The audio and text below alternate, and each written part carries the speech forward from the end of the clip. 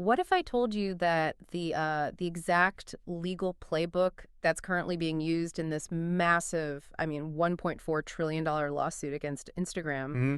is the identical playbook that the adoption industry has used to avoid lawsuits for over a century? I mean, it sounds kind of impossible on its face, right? Because you have one of the most heavily scrutinized tech giants in history on one side, and then on the other, you have an institution that has historically been viewed as just this unquestionable social good. Right. Exactly. But when you actually look strictly at the structural mechanics of it, the overlap it's honestly staggering. Yeah, and that is exactly our mission for this deep dive. We're unpacking a recent, just meticulously researched article published by Thoughtless Delineation, Yeah. and it lays out this massive structural comparison between the current legal reckoning of big tech, Yeah. and the hidden operational framework of the adoption industry. Right. But I feel like to understand how this applies to adoption, we first have to really understand the weapon that's being used against Meta right now. Yeah, we absolutely do. So we need to look at what's happening right now in federal court in Oakland. So there are 4 state attorneys general suing Meta, and the entire foundation of this $1.4 trillion case, it rests on a single internal study from 2019. Project Mercury. Right. Exactly, yeah. Meta called it Project Mercury.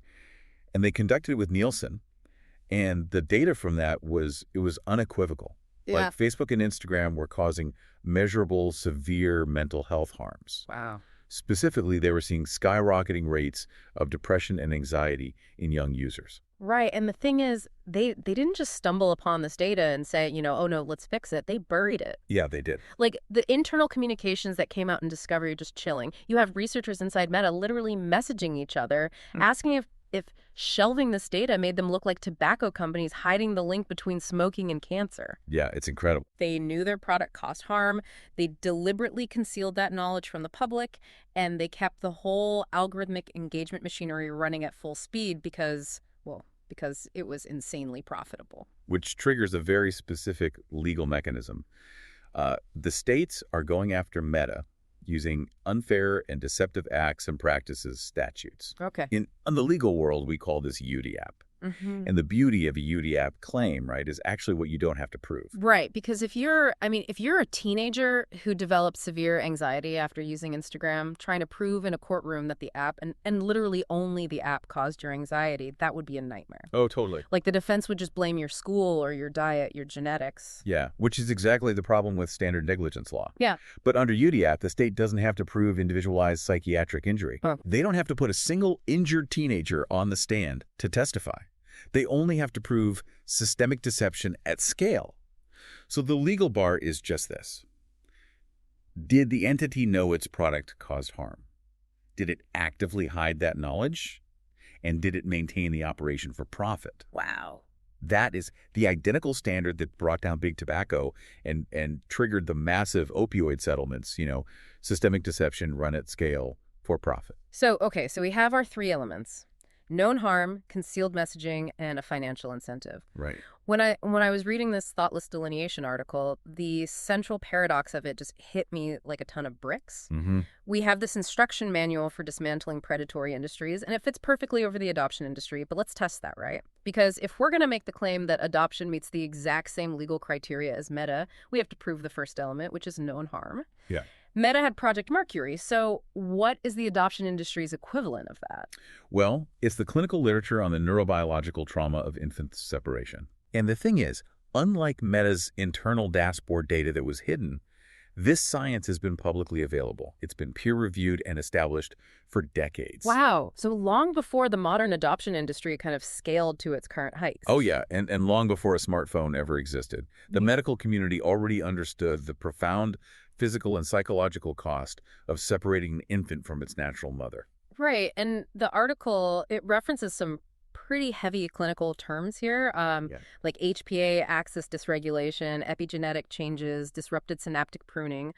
For anyone listening who isn't a neurobiologist, how does infant separation actually alter a human being at that physical level? Like, what's happening? Yeah, let's break down the HPA axis first. Yeah.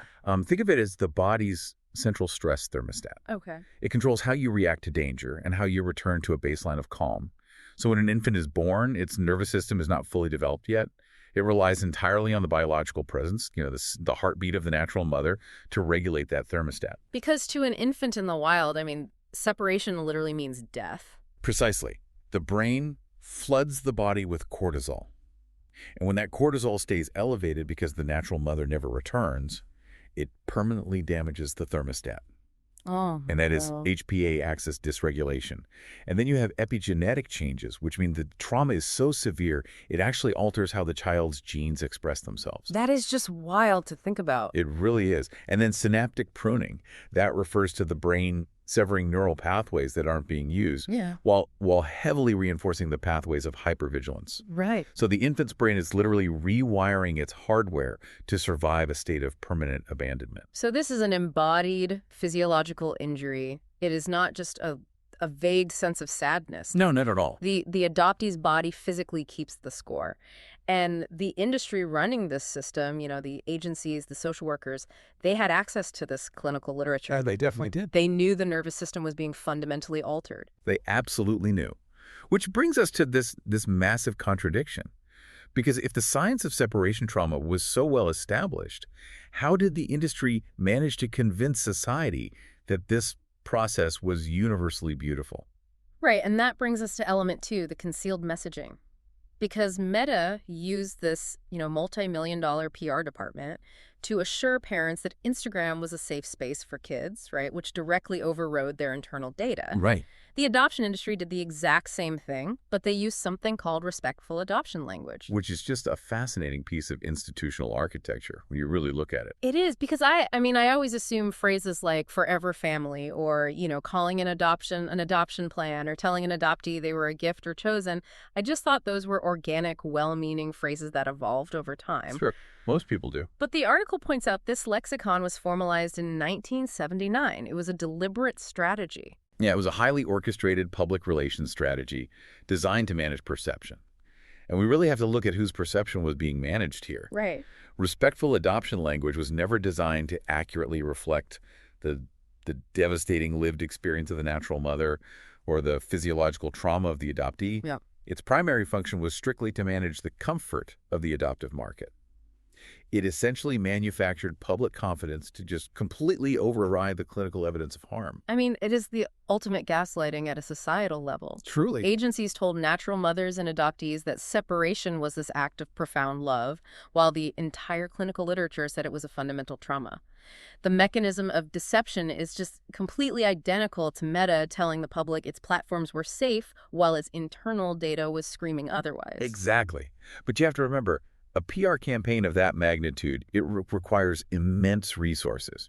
You don't sustain a century-long formalized lexicon of deception just for the sake of it. Right. You do it because it serves the third element of the UDAP standard.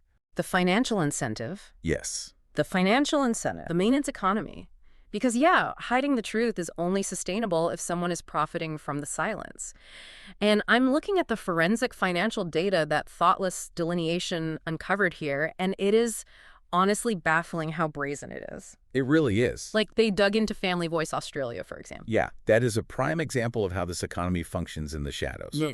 So Family Voice Australia funneled over $652,000 to a reloaded entity called Try Again PIDA Ltd. Over a 5-year period. Wow.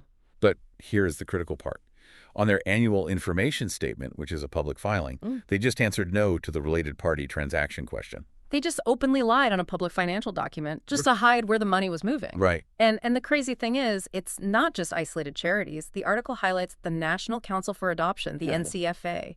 This is supposed to be the ethical standard bearer for the industry. Yet they operate this tiered sponsor hierarchy. Platinum, gold, silver, copper. And those tiers are funded by the exact same agencies and private facilitators that the NCFA is supposed to be policing. Is regulatory capture built right into the business model. The financial structures heavily reward concealment over disclosure. Right. Because if an agency's ability to operate depends on buying a platinum sponsorship from its own oversight body, the incentive is to maintain the illusion of the forever family at all costs. Yeah, because the revenue stream depends entirely on the public never actually looking at the clinical data on infant separation. Exactly. But this creates, I don't know, a massive contradiction in my mind. Here's where it gets really interesting to me. If the clinical data on harm has been published for decades, right, and these financial structures, these sponsor tiers and related party transactions are literally filed on public tax documents, why hasn't a state attorney general stepped in? If we have all three elements of a $1 trillion UDAP lawsuit sitting right here in plain sight, why is Meta in court in Oakland while the adoption industry is still collecting platinum sponsor fees? And that is the pivotal question of this entire structural analysis. The reason a lawsuit hasn't happened is absolutely not a lack of evidence. The playbook is identical. Right. The divergence happens when we look at how these two industries are legally constructed to face litigation. Okay, so it's a procedural breakdown. Exactly. Let's contrast the defendants for a second. Yeah. Meta is a monolith. Yeah. It is a single corporate entity incorporated in Delaware, headquartered in California, and it has a highly visible, attachable balance sheet. Right. They know exactly who to sue. Right. When 4 state attorneys general want to sue Meta, they know exactly where to serve the papers, and they use their subpoena power to just rip open Meta's internal servers. The adoption industry is the exact opposite of that. It's totally fragmented. It is brilliantly fragmented. It consists of thousands of separate decentralized agencies, private facilitators, and religious charities, all operating across dozens of jurisdictions. Oh, wow. And critically, most of them operate under the shield of charitable status protections. They're protected by this patchwork of differing statutes of limitations.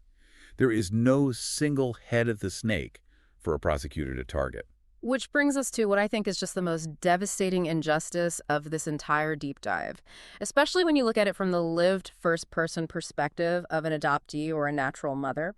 It's the issue of the custody of records. Yes. Because when a state sues Meta, the judge compels the evidence and Meta has to hand it over.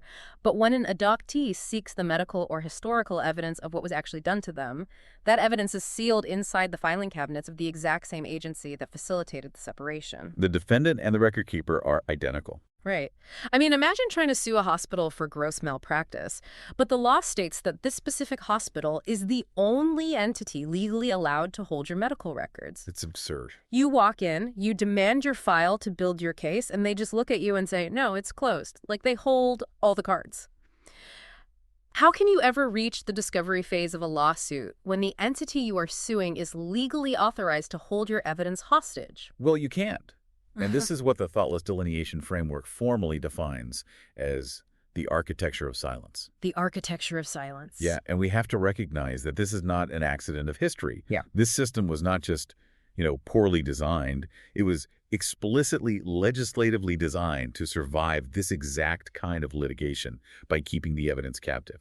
It is a structural fortress. But wait, if private individuals can't subpoena their own records because of this fortress, isn't that exactly why public regulators exist? I mean, consumer protection laws were created because we realized deceived buyers couldn't take on massive corporations alone, right? So why isn't there a public enforcer breaking down this architecture of silence? Because of a deeply ingrained phenomenon that the article identifies as non-adoptee bias. Okay, unpack that for me. So consumer protection law exists because at some point, legislatures made a conscious political decision that deceived buyers deserved a public enforcer. Right, they created a protected class. Exactly. A political constituency was built around the consumer. But no comparable political constituency has ever been built to protect separated mothers or adoptees. Wow. So non-adoptee bias isn't just, individual prejudice. It is functioning at the foundational level of our legislative architecture. The harmed class was simply never categorized as a constituency worth protecting. And there is a perfect recent example that proves this rule flawlessly.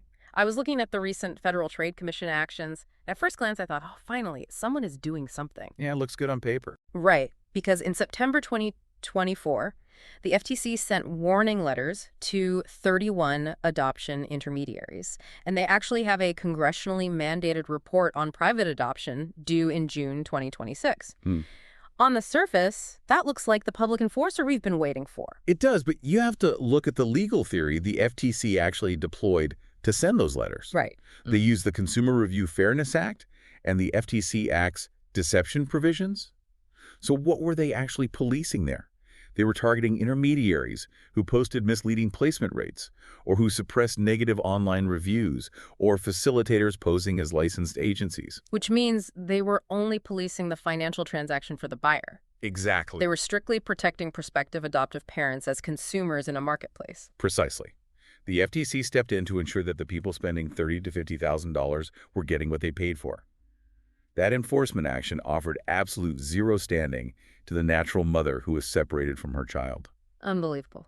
And it offered zero standing to the adoptee, who still cannot legally access their own original birth certificate or their sealed file. So the one federal body that finally acted built its entire legal standing exclusively for the consumer market. Yep.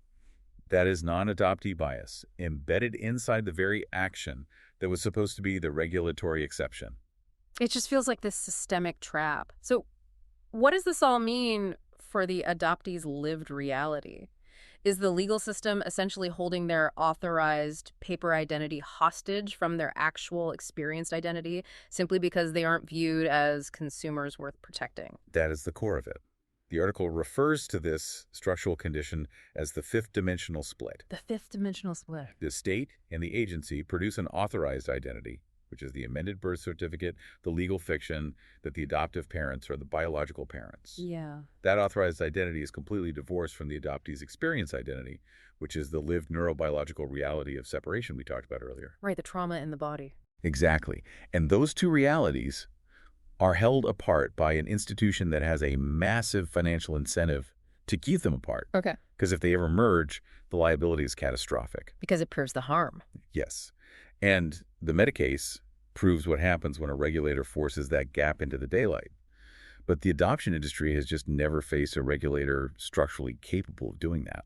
Acknowledging that reality could feel incredibly heavy. I mean, it could easily slip into despair for people listening to this. Yeah. But this is where the article, and really this deep dive, takes a crucial post-tragic turn. Because we aren't starting from scratch here. The structural groundwork for a legal reckoning has actually already been laid. Yeah, we have to redefine the standard of victory. The Meta trial proves that you do not need to wait for a perfect negligence case. Yeah. Systemic deception, run at scale for profit, is enough to trigger unimaginable liability. The legal precedent is currently being established in Oakland. And the evidentiary infrastructure to meet that precedent already exists for adoption. We don't even need the subpoena power yet because the heavy lifting has already been done manually. Right. The forensic record built over the past year by the Thoughtless Delineation publication it's just a masterclass in forensic accounting. We talked about how they mapped the NCFA sponsored tiers and uncovered the family voice-related party transactions, but it goes so much deeper than that. It does. They essentially built the discovery file from the outside in. For instance, look at the CHCVET qualifications audit they conducted. Okay, explain that one to me because the acronyms get a bit dense. What does a CHCVET audit actually measure in the real world? Sure. So CHCVET refers to the vocational education and training packages that are used to certify social workers and community service workers in these systems. Okay. The audit systematically reviewed these training modules to see if they actually taught professionals about survivor-centered rights. Things like the trauma of infant separation or the ethics of record concealment. Or what was the score? Out of 100 possible points against survivor-centered rights domains, the system averaged just 24.5. 24.5. That is abysmal. It's mathematically proving that the training infrastructure actively erases the lived experience of the adoptee. Wow. And they paired this with the omission platform's HXW scoring across 16 different jurisdictions. HXW meaning harm by weight, right? Yes. So they built an algorithm to measure the direct weighted impact of legislative policies on adoptees. This isn't just anecdotal complaining. This is a quantifiable algorithmic measurement of systemic harm. Right. This forensic record is exactly what a team of federal lawyers would hope to find after 2 years of subpoenas. But it was built manually from public filings because no one with subpoena power has been willing to ask the questions. Which brings us to the final piece of the puzzle, really, which is the demand for standing. Because having all this evidence doesn't matter if you aren't allowed in the courtroom. There is a recent Senate submission requesting an inquiry into the AHRC Act, and specifically challenging its employment-only restriction. Why is that specific restriction the linchpin here? Well, the Australian Human Rights Commission Act, like a lot of anti-discrimination frameworks globally, it heavily limits its protections to the realm of employment. Okay. So it protects you from being fired for your identity, but it offers very little leverage if a charitable agency discriminates against your fundamental human rights by sealing your identity. Oh, I see. So the Senate submission is vital because it is not a plea for sympathy. It is a demand for the exact same category of legal standing that allowed those 4 state attorneys general to walk into federal court against Meta. Right. It is a demand to build the enforcement architecture that non-adoptee bias prevented from existing in the first place. The gap between Meta fighting for its life in court and the adoption industry still collecting its platinum sponsor tier payments is not evidence that the case against adoption doesn't exist. No, not at all. It is strictly evidence of who has been allowed to hold the file. And that really maps the path forward. It's about testing state consumer protection statutes against a named agency using these exact forensic findings as a pilot case. Right. It's about monitoring the FTC's 2026 report to see if we can wedge open even a narrow precedent that could eventually be extended to natural parents and adoptees, not just the buyers. The blueprint is drawn. It really is. It absolutely is. And to our listeners, if you want to see exactly how this blueprint is constructed, you really need to read the source material. We highly direct you to read the full, meticulously researched essay on the Thoughtless Delineation Substack. Yeah, you have to read it. It takes these dense legal frameworks and forensic audits, and it turns them into a just devastatingly clear picture of institutional accountability. Because once you see the architecture of silence, you really cannot unsee it. You really can't. And that leaves us with one final lingering thought for this deep dive. We started by looking at a $1.4 trillion lawsuit against a tech company, and we ended up dissecting a fragmented charitable industry that has hidden its harm for a century simply by controlling its own records. Yeah. If an institution can successfully shield itself from that level of liability just by designing itself to be the sole record keeper of its own actions, we have to ask what other seemingly benevolent systems in our society are currently using this exact same architecture of silence to quietly avoid their own trillion-dollar reckoning.